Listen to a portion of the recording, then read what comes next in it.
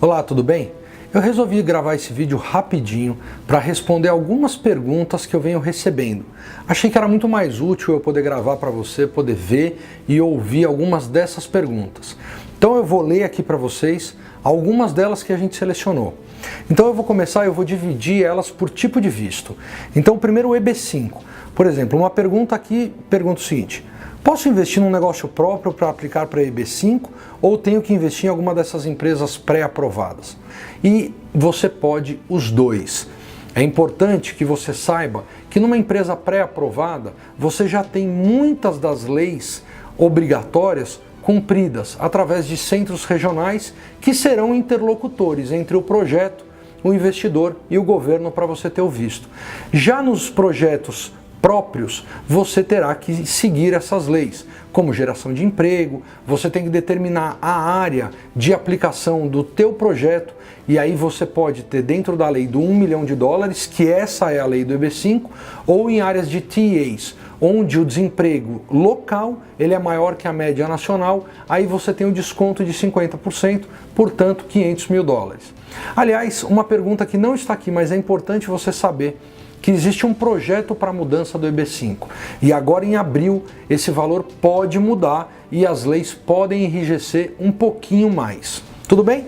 A segunda pergunta: no caso de investir em participação, comprar uma cota de uma empresa, se a empresa der prejuízo, eu preciso aportar dinheiro no meio do caminho?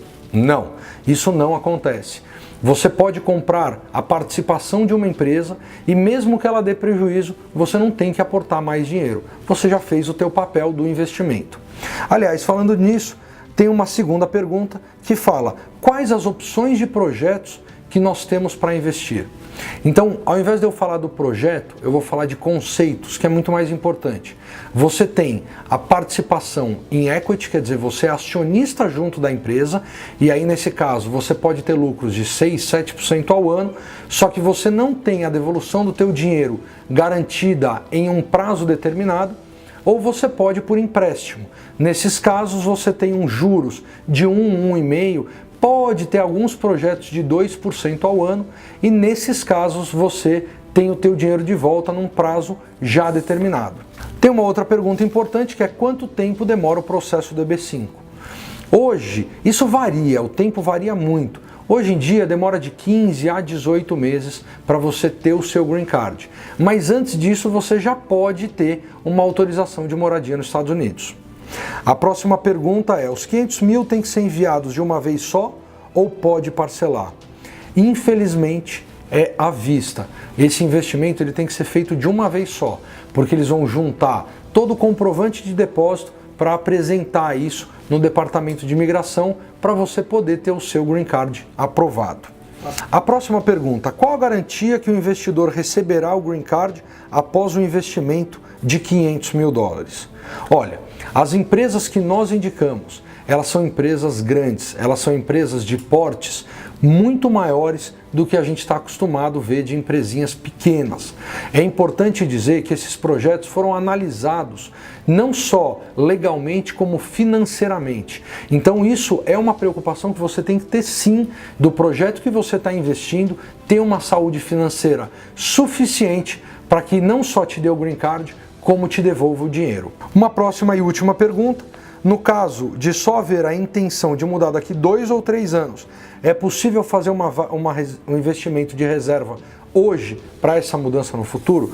É sim, existem formas de aplicação e até existe uma forma de, quando você receber o seu Green Card, você poder congelar ele por até 2 anos sem problema nenhum. E isso acontece muito com alguns clientes que têm coisas a resolver no Brasil, mas não querem perder esse prazo de até abril dos $500 mil. Bom, aqui a gente passa já para o E2 e para o L1. A primeira pergunta diz se é necessário ter um passaporte de alguma outra nacionalidade para investir nesses negócios. Bom, no caso do E2 é importante sim, porque existe um tratado de comércio entre os Estados Unidos e alguns países. Por exemplo, na Europa, todos os países menos Portugal e Grécia. Na América do Sul, basicamente todos os países menos o Brasil, menos Bolívia e Venezuela. E tantos outros países do mundo. Você tendo essa cidadania, você pode aplicar para o visto E2.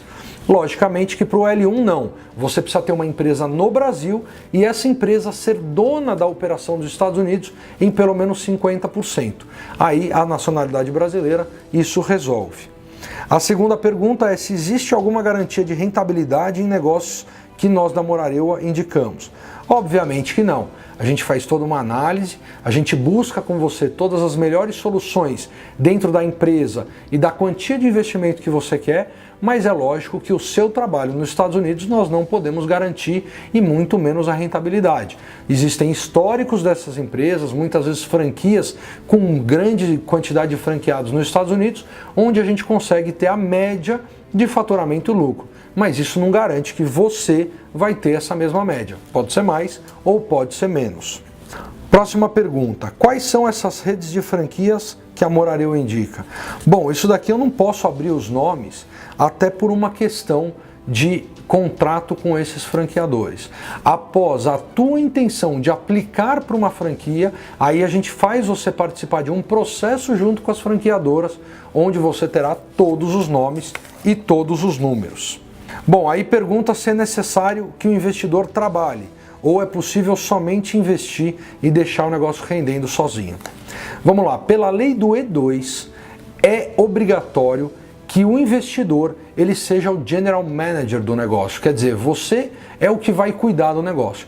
Logicamente que você não precisa ficar atrás do balcão, você pode gerenciar esse negócio. E na questão do L1 é importante que se trabalhe para que esse teu negócio novo se prospere também. E a quinta e última pergunta é: qual é o melhor negócio para quem tem um passaporte de outra nacionalidade e busca o visto E2? Eu sempre digo que o principal é você se identificar com o mercado que você quer trabalhar. Porque às vezes você tem grande experiência aqui no Brasil de algum negócio e quer atuar nessa mesma área. E logicamente que esse know-how não pode ser desperdiçado, não pode ser jogado fora. Vale a pena às vezes investir nas áreas do teu próprio conhecimento. Bom, sobre a parte do visto de estudante, essa Magic Experience, pergunta o seguinte: o que é necessário para se aplicar um visto de estudante? Sem eu entrar na parte muito técnica, é importante que você tenha escolhido um curso, que a gente selecione uma escola para você, seja ela uma escola de inglês, um MBA, uma pós-graduação, um doutorado, um mestrado, enfim, não importa o tipo de curso. É importante que esse curso seja aprovado pelo governo americano para dar o visto de estudante. Sendo assim, e você tendo um seguro-saúde internacional, que nesse caso é obrigatório, a aplicação se torna muito simples. Aí tem as questões de moradia, tudo que a gente busca para você. Próxima pergunta. É possível que os familiares também estejam incluídos no visto? O que é possível fazer como dependente de uma pessoa que tenha visto de estudante? Bom, para mulher, marido e filhos de até 21 anos, um entra de F1, que é o visto de estudante, os outros entram de F2, que é o visto de acompanhante. Lógico, se você tem filhos pequenos, eles podem se matricular sim em escolas públicas. Eu vou falar mais fácil o que não pode fazer. O que não pode é você trabalhar, nem você e nem nenhum acompanhante. É importante que você estude e siga essas regras para não ter o visto revogado. A próxima pergunta é: qual é o processo e etapas e quanto leva para a aplicação e aprovação do visto de estudante? Sendo aplicado esse visto, depois de toda essa busca pela escola e pago esse curso, a gente recebe um formulário que chama I-20. E esse I-20 a gente manda para o consulado no Brasil. O tempo para a gente receber esse I-20 e o tempo para a gente poder aplicar junto ao consulado demora em torno de algo de 30 dias. E o consulado vai agendar uma entrevista com você para que você leve toda a documentação e apresente o teu interesse em estudar nos Estados Unidos.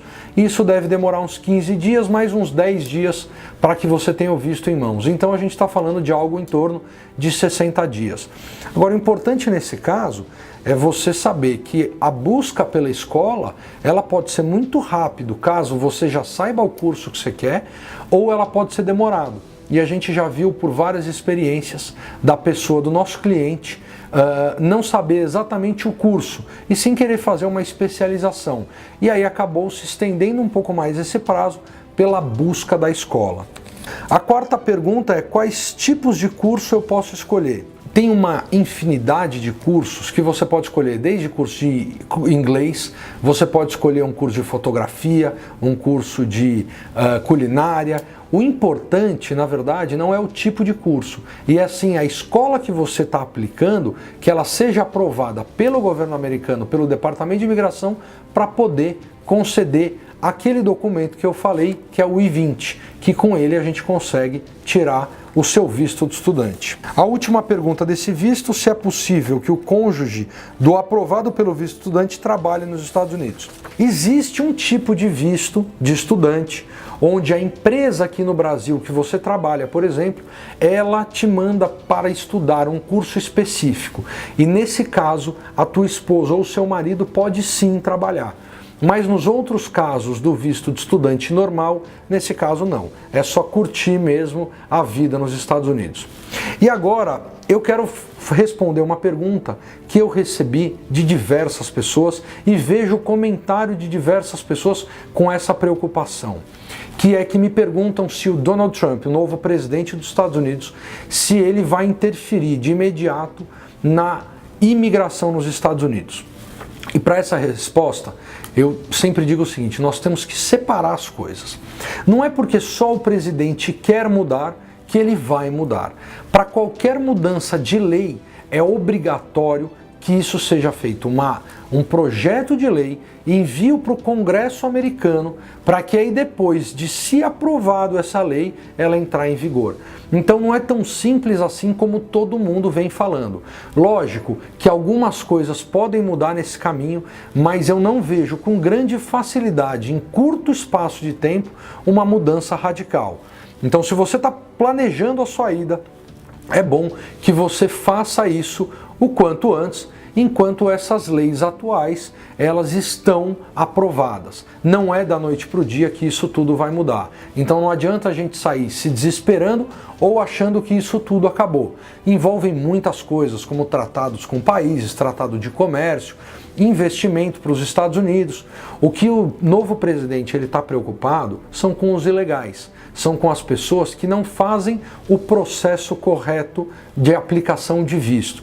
Então você que está assistindo esse vídeo, com certeza você está preocupado com esse planejamento. Então não tem por que ter preocupações.